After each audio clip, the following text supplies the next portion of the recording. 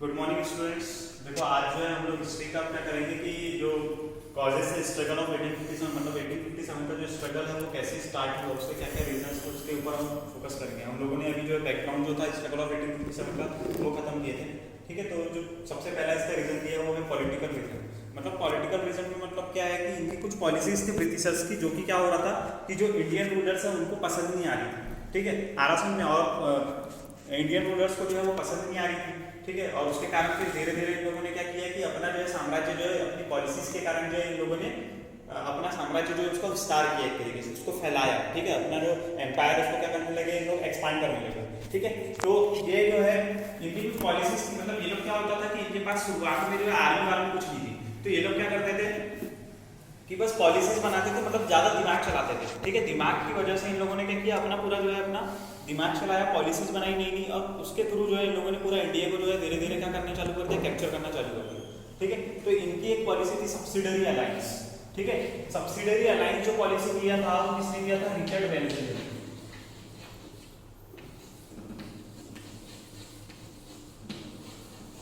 ठीक है, ये बंदे का नाम है रिचर्ड वेलेस्ली। तो इसने ये जो पॉलिसी बनाया था सब्सिडरी अलायंस। सब्सिडरी अलायंस में क्या हुआ था, तो देखो मैंने बताया था तुमको बैटल ऑफ बक्सर हुआ था कब,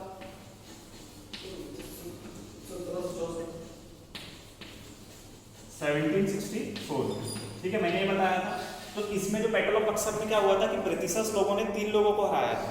ठीक है, एक जो है मुगल एम्पायर, सबसे जो लास्ट वाला जो मुगल एम्पायर था उसको हराया था। ठीक है, उसके बाद है तो एक जो है एक अवध के नवाब जो थे शुजा-उद-दौला उसको हराया था, और एक जो है मीर शाह आलम।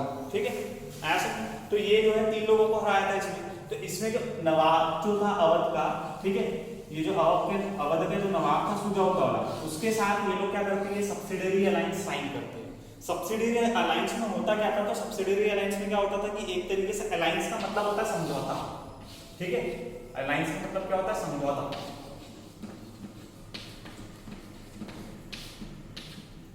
ठीक है, अलायंस का मतलब होता है समझौता।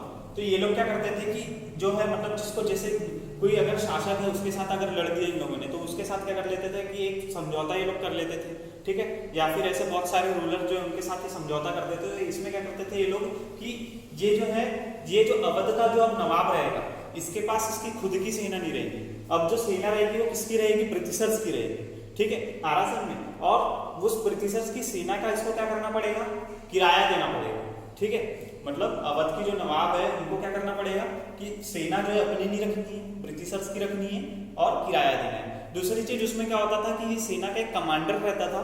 ठीक है, सेना में तो अब जो है ब्रिटिशर्स भी रहते थे और इंडियंस भी रहते थे, इंडियन सोल्जर्स भी रहते थे, लेकिन उनका जो कमांडर होता था वो कौन होता था, एक ब्रिटिशर होता था। ठीक है, और जो सीधे सीधे किसके तहत काम करता था, कंपनी के अंडर में काम करता था। और वो क्या करता था कि जो भी अवध के जो भी या कोई भी दूसरी जगह के जो भी नवाब है, ठीक है, या जो भी राजा महाराजा है, उनके ऊपर वो निगरानी रखता था कि उनकी क्या क्या पॉलिसीज है, कहीं ये कभी मेरे खिलाफ जो है लड़ना तो ना चालू कर दे। ठीक है, मतलब कहीं ये मेरे खिलाफ ही ना चले जाए कभी कभी। ठीक है, तो ये मतलब ब्रिटिशर्स जो है उन लोग क्या करते थे कि राजाओं के ऊपर निगरानी रखने के लिए जो है इन लोगों को अपॉइंट करते थे, कमांडर लोगों को। ठीक है, ताकि वो राजा की जानकारी जो है हर एक कदम की ले सके। ठीक है, कहीं जो है ये ब्रिटिशर्स के खिलाफ जाने वाले तो नहीं है, ठीक है, या उनके अगेंस्ट तो नहीं जाने वाले।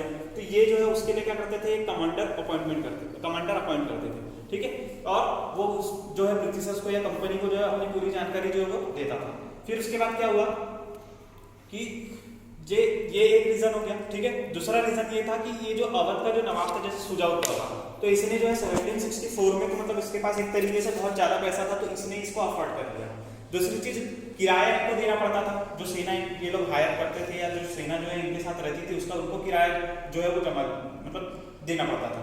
ठीक है, तो ये लोग क्या करते थे कि ये जो सेना है अगर ये इनका किराया दे नहीं पाए, कौन जो नवाब लोग हैं या जो भी राजा महाराजा है, वो अगर उनका किराया नहीं दे पाए किसका, सेना का, तो वो लोग क्या करते थे कि अगर जैसे कुछ टेरिटरी है, मतलब कुछ अगर इतना बड़ा रीजन है तो उसका कुछ आधा रीजन जो है वो कैप्चर कर लेंगे, फिर धीरे धीरे कर करके आधा रीजन कैप्चर कर लेंगे। ऐसे धीरे धीरे करके अगर वो लोग असमर्थ हो जाते थे किराया देने पर, तो वो लोग क्या करते थे कि पूरी की पूरी टेरिटरी को अपने अंडर में शामिल कर लेते थे, मतलब एक तरीके से वो लोग पूरा कब्जा जमा लेते थे। ठीक है, तो एक तरीके से क्या हो रहा था कि इनका जो है मतलब ये इनडायरेक्ट तरीके से जो है वो मतलब बहुत अच्छे तरीके से ये लोग बेनिफिट कमा रहे थे ब्रिटिशर्स को। क्यों, क्योंकि देखो इनकी जो आर्मी होती थी उसमें तो मैक्सिमम लोग जो है इनके होते ही नहीं थे, मैक्सिमम मैक्सिमम जो है सोल्जर्स होते थे जो इंडियन होते थे, ठीक है। बस जो कमांडर ट्रैक के जो लोग रहते थे, जो हाइयर पोस्ट वाले जो रहते थे, वो सिर्फ ब्रिटिशर्स होते थे, ठीक है। तो ये लोग जो है इधर से इनसे ज्यादा पैसा ले लेते थे और उस पैसे से जो है आधा जो है वो आर्मी को दे देते थे, ठीक है। तो ये सारी चीजें जो है इसमें ये होती थी। तो ये सारी जो सब्सिडरी अलायंस है। अब उसके बाद जैसे मान के चलो अवध की जो राजा है उसकी टेरिटरी पूरे उनके कब्जे हुई, इसका मतलब क्या होगा कि अवध के जो नवाब है वो एकदम उनके खिलाफ जाना शुरू हो जाएंगे, ठीक है। ऐसा नहीं, फिर उसके बाद अवध के नवाब के अंदर जितने भी लोग थे वो भी क्या होंगे, उनका रोजगार चले जाएगा एक तरीके से। जब उनका रोजगार चले जाएगा तो वो भी क्या करेंगे, ब्रिटिशर्स लोगों से चिढ़ जाएंगे, ठीक है। तो ये सारी चीजें हुई थी सब्सिडरी अलायंस में। तो सब्सिडरी अलायंस में क्या होता है, एक पॉलिटिकल रीजन है इसके लिए, स्ट्रगल ऑफ 1857 के पीछे, ठीक है। क्योंकि इसमें जितने भी मान के चलो अवध के नवाब के जितने भी पर्सनल जो कमांडर थे वो भी क्या होंगे, उनकी नौकरी चली जाएगी और वो उनके खिलाफ ब्रिटिशर्स के खिलाफ विद्रोह कर देंगे, ठीक है। तो आज के लेक्चर में इतना ही। अपन कल जो है डॉक्ट्रिन ऑफ टैक्स को समझेंगे।